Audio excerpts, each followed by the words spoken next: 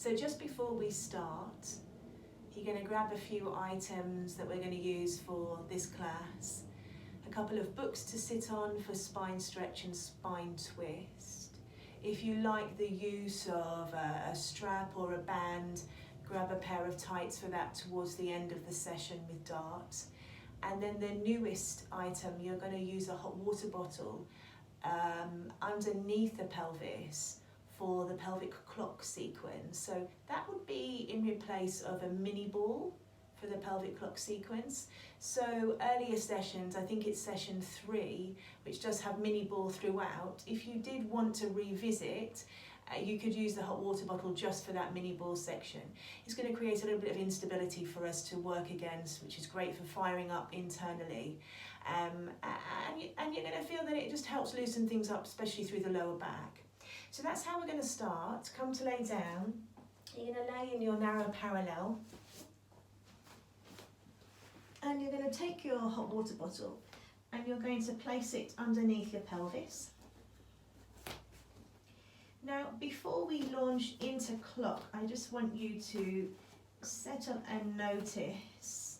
Of course, you want to feel that you're quite centered through the pelvis in where you've positioned the hot water bottle. So my advice is just to move around a little and feel that as you tilt forward and back or tilt side to side, you don't feel like you're blocked anyhow, that you're prevented from coming into full range in either of those directions. And then when you feel like you've placed well, you're going to settle your body down. Sort of welcome this motion down in the lower half of the spine and pelvis. That's great and fine. And begin to gain a profile of how you're connecting into the floor. We're starting with some breath, so you'll breathe in through your nose, expanding your ribs front, side and back. And as you breathe out, you can notice that the ribs settle down towards the floor behind you. Inhaling through the nose for that expansion and exhaling and allowing for that let go. Now, one of the things you might notice just doing the breath setup, having the pelvis slightly raised if you haven't worked on a mini ball before, is that it does give you an indication of where the back ribs are. It sort of helps them on their way to dropping down to the floor. So notice that as you're just doing your breathing, and use it. So as you're inhaling, you're sending breath into the back of the body as well as out to the sides. There'll be some rise and fall, but it's not really intentional, it's not dominant through the front. And as you exhale, really let go, really drop back. Notice how that feels through the bottom of the rib cage.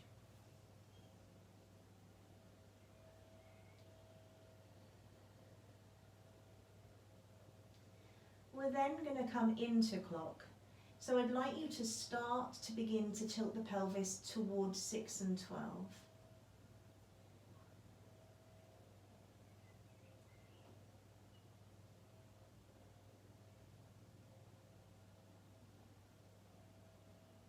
You might feel that there's more space to fill as you come towards 6. You might feel that you're a little bit more supported as you move to 12. It's certainly going to feel different in comparison to what you've experienced with the pelvis on the floor, even if you've used a mini ball in the past.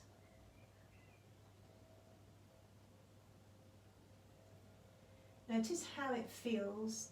See if you can scrutinize as to whether there is some deviation side to side, and there likely will be as you're pushing the water forwards and away from you and then almost drawing it back towards the lower back. And then you can settle the pelvis in the middle. So again, how much ease can you now feel? How much ease has that sequence alone generated, particularly in the front of the hips?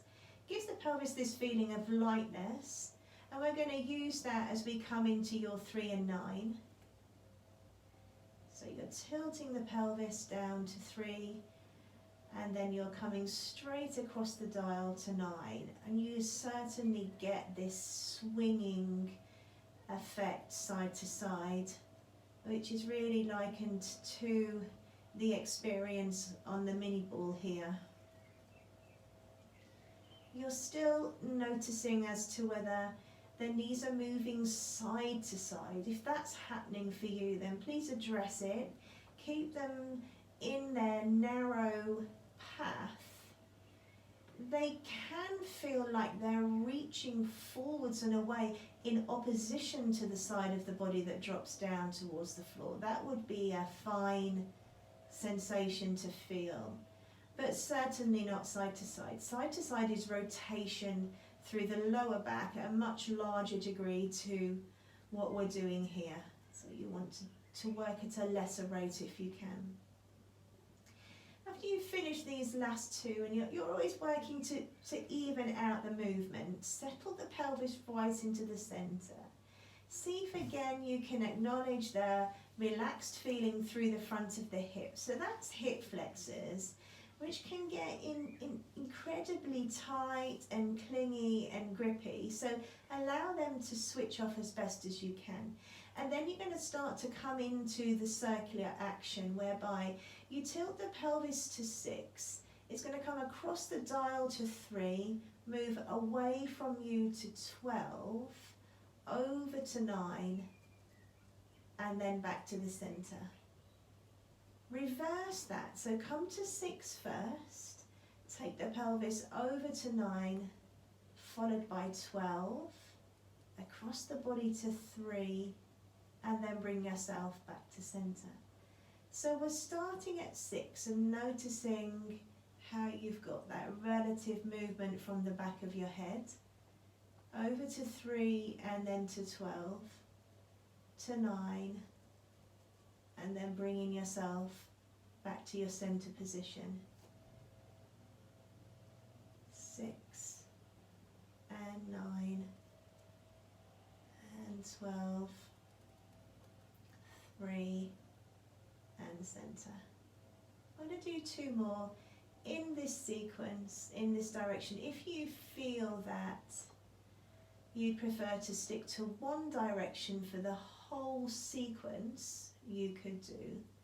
Otherwise, finishing off the same way we have completed the rest of the clock. Final stage, coming across to 3 and settling the pelvis in the middle.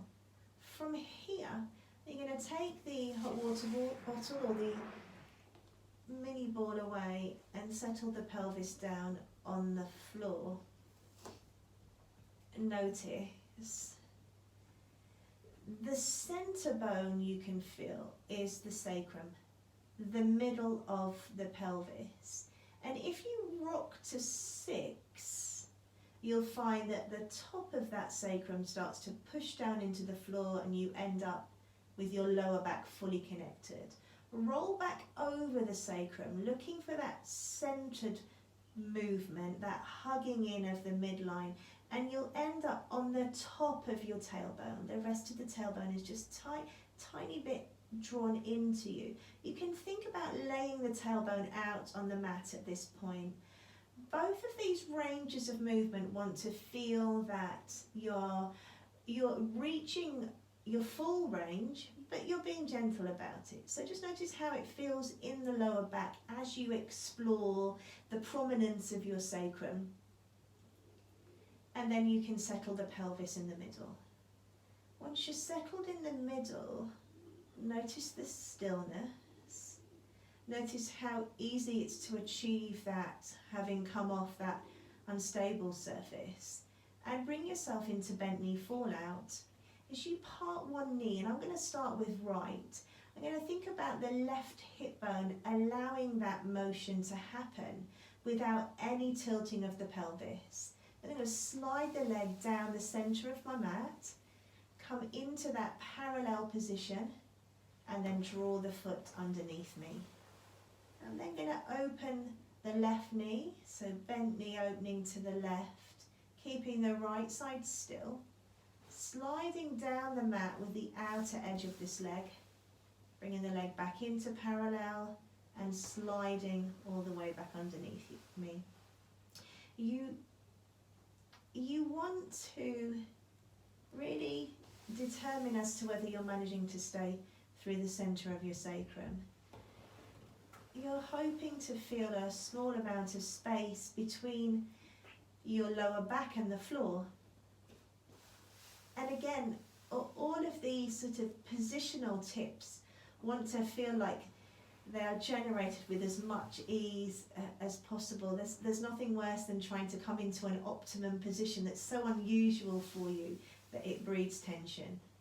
So sort of play around with the experience, play around with how you're developing through the work, and just notice whether you are moving and you feel quite at ease in the position you've chosen for yourself. After you've come back in from there, if you've been on a head cushion, then you're going to slip it away. And just as you did last week, can you bring your feet and your knees together so that they're touching? So you've got a good indication of whether the feet are next to each other. That's really important.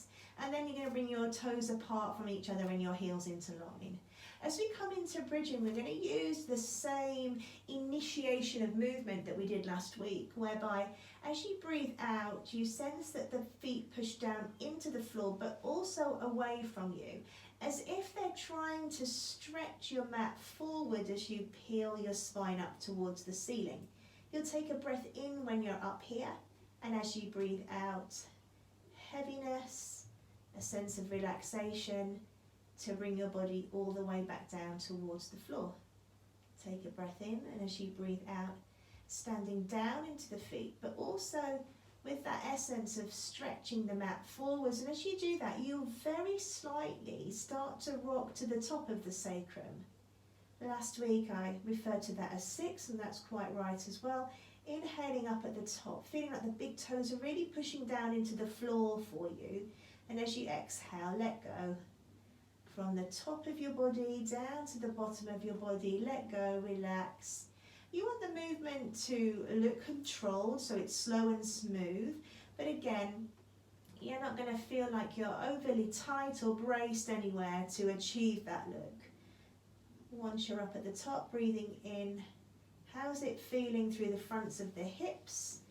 Notice if there's any change just in the way you've set up to get here. So working pelvic clock differently, has that enabled a change for you?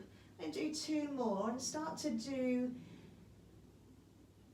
the addition of arms. So as you inhale, still thinking about big toes down on the floor, you float the fingers to the ceiling. And as you exhale and you let go of the back body, this is simultaneous. Quite often I see it and it's not quite that well coordinated. So see if you can really work on that aspect. Especially that you start to drop down through the chest as the arms move backwards. Inhale will just be arms lifting to the ceiling. Now here's the moment.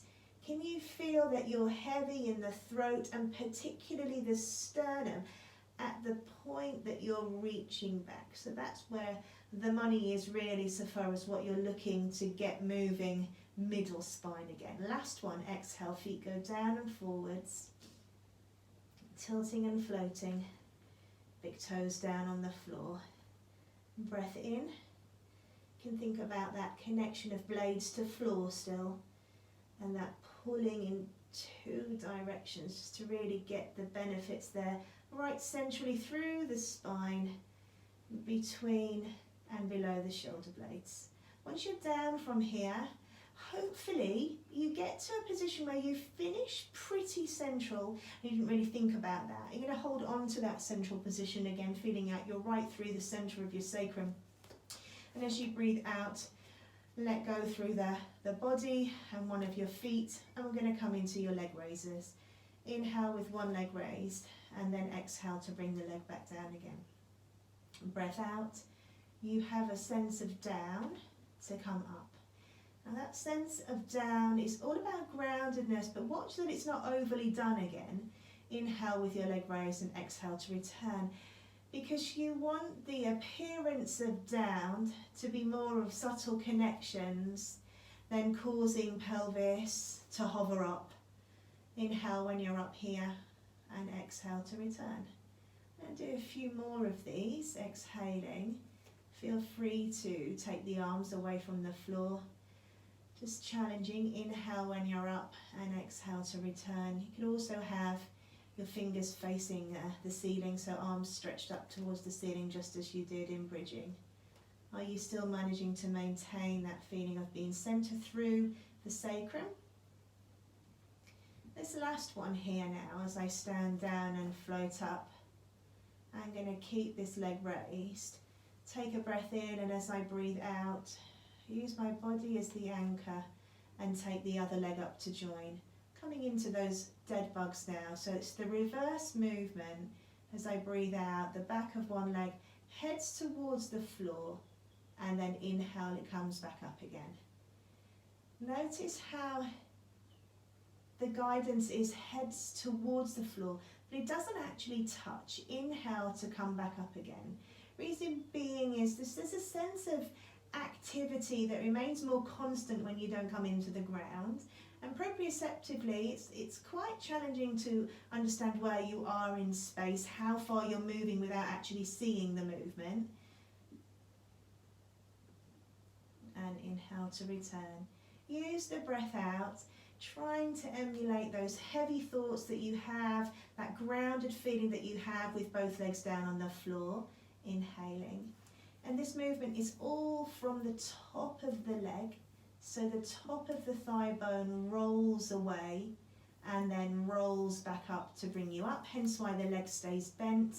As you exhale, again noticing fatigue, endurance, how is this whole relationship working out for you so far as lower abdominals and lower back.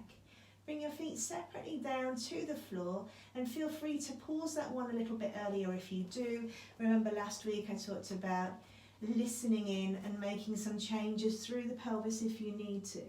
So if you interlace your fingers behind your head here, we're going to come into chest lift. As you breathe out, lengthen and hover, and then think about the center of the body below the rib cage being the main flexor to get you here. Inhale to lay yourself back down again.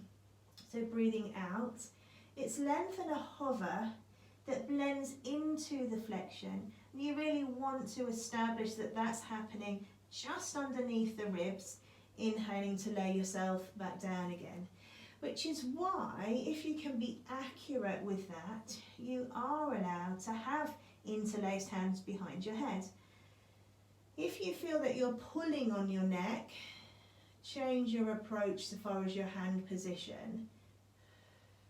But I think if you can determine that you're laying flat, horizontal still, as you pick up the back of the head from the floor, and then don't allow your body to flex unless you're flexing and tensing through the front, contracting through those flexors to bring yourself forward. This movement is going to change into crisscross now. So for crisscross, you flex in the same way, but then you start to rotate in the flexion. Bring yourself back to center just for the purposes of where am I and what's the movement, and change direction. So you can think chest lift, we've already covered it. Now to rotate, I'd like you to think about rib cage pulling forward towards opposite hip. Square yourself off to center and lay yourself down. And this is an enormous amount of work. Exhale to curl up. Make sure you flex, and you can eventually begin to blend these two movements in to each other, and you can blend in the descent as well. But for now, it's a flexed and rotated movement. Notice how it feels for you. Again, notice what's happening with the hands.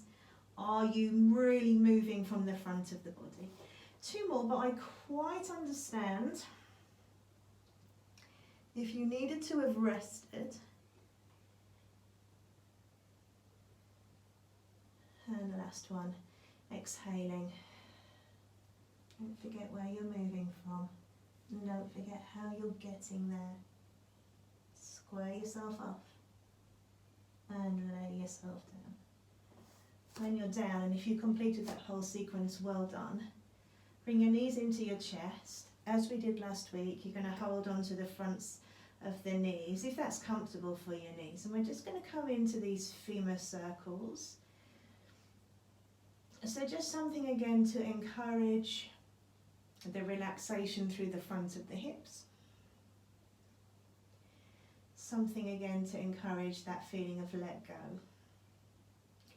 If you change direction, you also might begin to feel where your lower back meets the floor starts to warm up a little.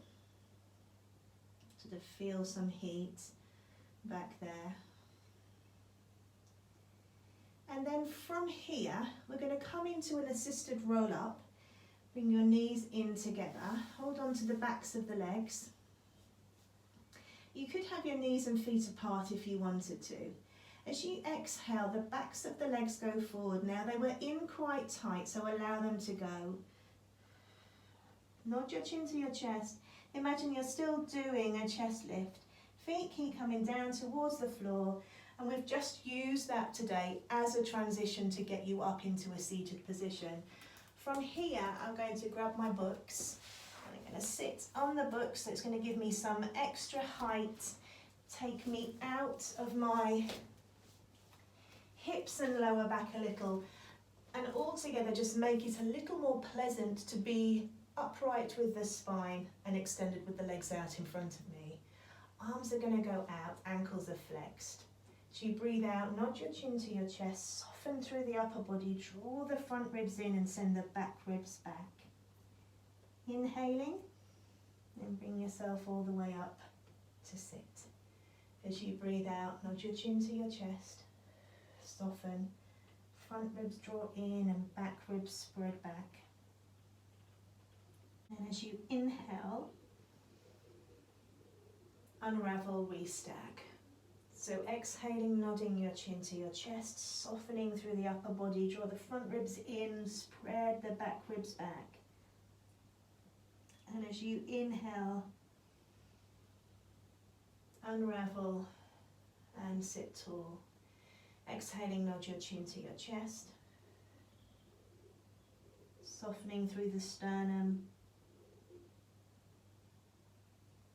And inhaling to bring yourself all the way upright. There's definitely a feeling of going upwards and over, so that by the time you get down there, there is space between the front of the body and the fronts of the thighs that you're lifting up and away from. Inhale to bring yourself all the way back up again. From there, you're going to take your arms out to the side and we're going to come into some rotation. As you breathe out, start to rotate, thinking about the rib cage swiveling above the waist. Take the gaze over the shoulder, keep looking around there, wide through the collarbone. And as you inhale, bring yourself back to your starting position. Exhaling, rib cage, gaze, collarbone. Inhale to return. Just notice whether your heels are managing to stay in the same place. Are they alongside each other still as you rotate? Can you feel that you have an understanding of where you're rotating from, in order that you're trying to keep the sit bones on the books and the heels directly on the floor in front of you? From there, you can relax your arms, coming off these books now. And we're going to come into full roll down, full roll up. So you can reposition, taking your arms out in front of you. And as you exhale here, get a feeling of the backs of the legs pushing downwards, a little like the feet do when you start to bridge. That feeling of trying to stretch the mat forwards. The dial on the side of both sides of your hip is winding backwards here to bring you down onto your floor. Notice whether you've managed to go straight through the centre of your sacrum. Inhale, up and over with the arms, arm arcs. So they're outwardly rotated, those upper arms, if you can figure that out too. Exhaling, fingers coming to the ceiling, nodding chin to chest. A feeling of ribs there coming in and up and over. And we're adding the spine stretch here. So it's going to feel different because you're not raised through the hips. And then from there, you're going to restack and start all over again. So exhale, backs of the legs go downwards. Feeling that whilst you don't have so much pressure into the floor, you are willing the mat to be pulled long and forwards away from you. Can you navigate that straight over the top of the tailbone, straight through the middle of the sacrum, through the lower back and so on.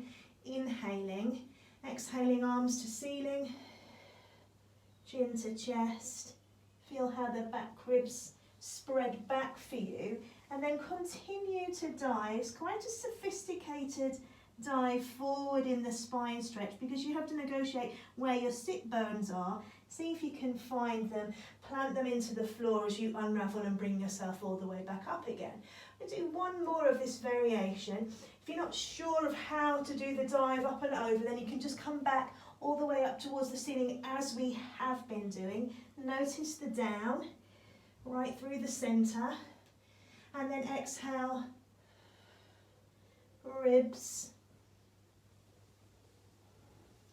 Keep drawing in, keep the gaze low. And then bring yourself all the way back up to sit. From here, we're going to come into an assisted roll down just to get you down. Once we're down there, we're going to come into 6 of your single leg stretch, followed by 6 of the crisscross. Now the crisscross upper body we prepped earlier with the feet down on the floor, that's just going to be added to the switching of the legs that we have in single leg stretch. So we already know the leg movement. We learned the chest lift rotation movement earlier, and now we're going to combine them both. So holding on to the backs of your legs and sitting yourself up tall.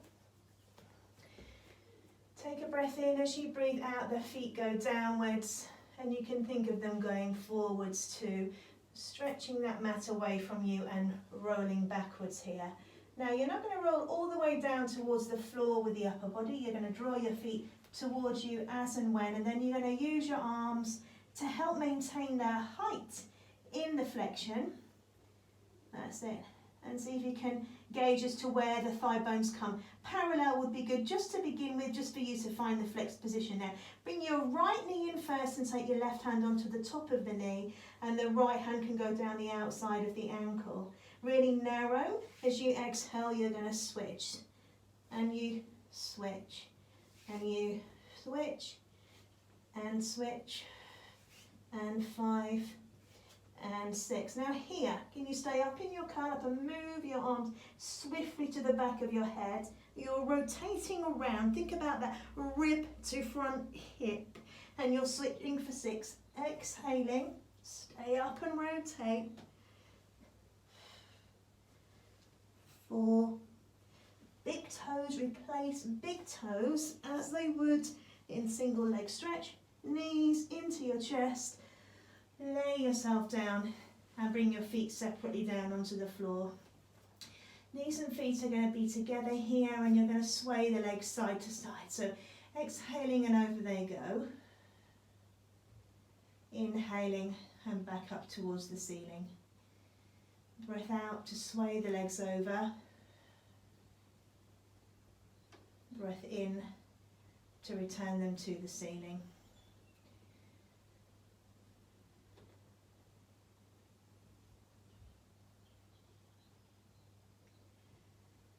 Sense that the pelvis rocks and rolls. Notice the shape as the pelvis connects to the floor as you return. Come via that center point and then over to the other side. Whilst you've got this relaxed rotation happening down through mid and lower spine, you want to see if you can really keep the shoulder blades connected to the floor. Inhale to return, and this will be your last one. Again, looking at finishing with an even amount and back up towards the ceiling.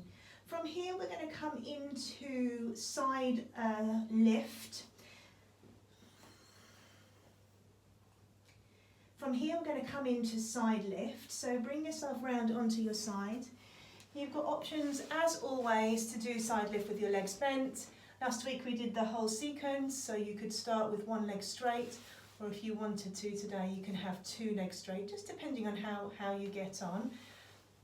As you breathe out, just showing you the variations again, you're going to push down into the floor with the elbow and the forearm, lift up through the side body and take your arm up towards the ceiling. Inhale when you're up there and exhale to come back down again. Now if it feels a little bit too much, you feel a little bit unorganised, notice this organisation and in the back of the shoulder, that's where you want to feel you're connecting. Push down, lifting up. Change your leg position if you need to. Inhale when you're up and then exhale to bring yourself all the way back down again. We'll do one more. Exhale. Choose something that suits. Notice how it feels. Inhale when you're up and exhale to come back down again. From there you're going to lay down, but your knees are just going to come forward if they were bent there. And you'll bring your hands onto your hip. Knees will move away from each other. Inhale, swing your top leg forward and exhale to swoop the leg back. And breath in and breath out. Inhaling for the forwards movement and exhaling for the backwards movement.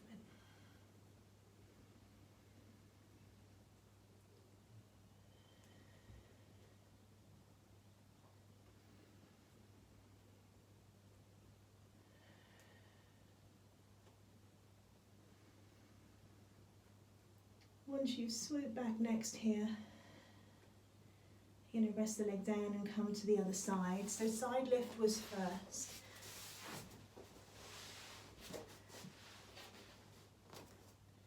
Just running through your options. Your bent legs, those legs will be behind you. You could straighten the top leg, not too much difference other than you've got a long limb there, but not too much difference so far as load through the girdle. But you know that you are heavier with these two straight legs so far away from your torso. This hand is going to come onto the outer thigh. Remember those rules of last week. If you feel like you need it here, then you definitely need to be having bent legs. As you breathe out, pushing down into the floor, lifting up through the armpit. This arm goes all the way upwards there, reaching up to the ceiling, and as you exhale, carefully lower yourself all the way back down again. Inhaling, as you exhale, you're going to go down to come up, and the arms come to the ceiling. Inhale when you're up, and exhale to lower yourself all the way down again. Take a breath in. As you breathe out, downwards, ribs coming in, upwards. Breath in when you're up, and breath out to bring yourself all the way back down again. From here you're going to come to lay on your front. We're starting with dart, so if you have your tights from last week or if you have a band, you could grab your band. You're going to lay down on your front and take what you have behind the body. Just as we did in our prep last week, starting with kneeling, you could add that in as well if you wanted to. But just as we did previously, the arms are just about touching the sides of the body. And I'm going to start the sequence with a hovered forehead. Inhale, create length through the middle spine. You can think between the blades, the neck, the crown of the head, collarbones wide. You widen and you lift the gaze. Keep on reaching the arms away from you as the triceps lift. And exhale to come all the way back down again. Inhale, length. Hovering, widening, and exhale to return. Breath in, length,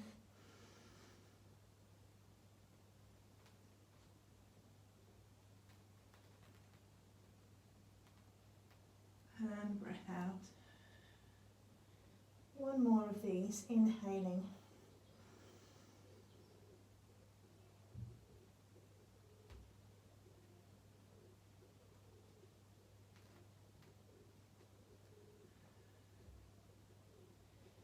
And now we're going to come into double leg extension. So that's two legs, lengthening at the same time, head resting on the hands. As you exhale, think about the tops of the thigh bones pushing down into the floor, the lower leg lifts. And as you inhale, rest the legs back down again. Breathing out, tops of the legs pushing down into the floor, hovering. And as you inhale, the legs come back down again. Top of the thigh bones. Notice how your clock is. Feel like you're managing to hold on to that straight through the centre idea with the front of the pelvis bone this time. It's still relevant. And you've got a feeling of lightness just where the lower tummy is. And relaxing back down again. From here we're into your swan. Inhale to create length. Lifting the gaze, widen the collarbones and reaching those elbows back. Exhale to bring yourself all the way back down again. Breathing in. Checking your width, checking the reach in the elbows. They're trying to move backwards for you. And then projecting your body forwards and back down towards the floor. Two more. Feel free to pause if you feel like you've extended enough, or in fact that the movement doesn't feel like it really suits you, whether that be a lower back, whether that be shoulders. And feel free to pause early on this or on anything else that you might be doing. Head is going to come back onto the hands, and we're going to extend the double leg extension to double leg kick. As you breathe out again, pushing down with the tops of the thighs to hover, both legs bend in, reach the legs away and rest them down. So you're working both legs at the same time. Sometimes it's helpful to place something between the feet. Sometimes it's helpful to place something just between the knees as well, just to give you an idea of where they are. So as you bend, you might feel that they don't quite bend at the same time, they're not moving at the same rate. But having something between the legs there just helps with some awareness of where everything is lining up. Again, this movement is hopefully free of lower back.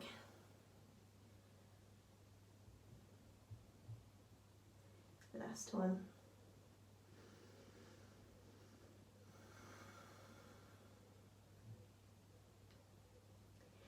Once the legs are down, next you're going to push yourself up into a child's pose, or as you know, you could come into any rounded position of the spine, whatever feels like it suits you. Coming here, so some sort of cat-like movement, just getting some space through the back of you. Or you could even come onto your back and bring your knees into your chest if that were more appropriate for you. As we did last week, you've got some options to coming up to stand, so recall how it was for you last week and make a choice according to that. So you could either come up to stand now and start with your rolling down and rolling up at the back of your mat, or you could find yourself in your hands and knees, tabletop position, thinking about being pulled long in two directions, crown of the head and sit bones. If you push down into the floor diagonally with one hand and the opposite knee, you'll find one knee feels light enough to slide away without too much movement through the rest of your body. Curl the toe under, place that foot down on the floor. And as you breathe out next, push down into the mat and slip the other leg away. So 2 legs long, you're definitely using your long and strong legs. Take your time here, heels go backwards and hips begin to pike up. And then you're going to walk back towards your feet. Having got back there, soften your knees. Relax your upper body. Your knees can be as bent as you wish. It helps you to feel closer to the floor.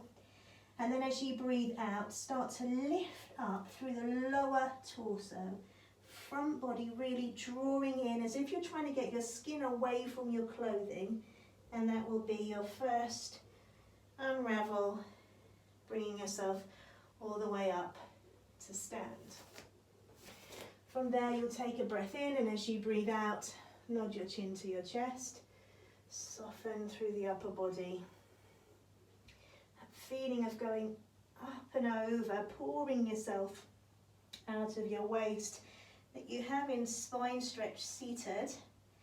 And then you'll walk yourself forward onto hands again if this is suitable or feels okay for you today in the body. You're definitely using your legs and you're strong there. Send the heels backwards and downwards as you pike your hips and return. This always needs time, this moment, to suddenly come from plank to pike to upside down. And then you're always going to leave your head and neck until the last. So you're lifting the front of the body away from your clothing, leaving your hands dangly and droopy to bring yourself all the way up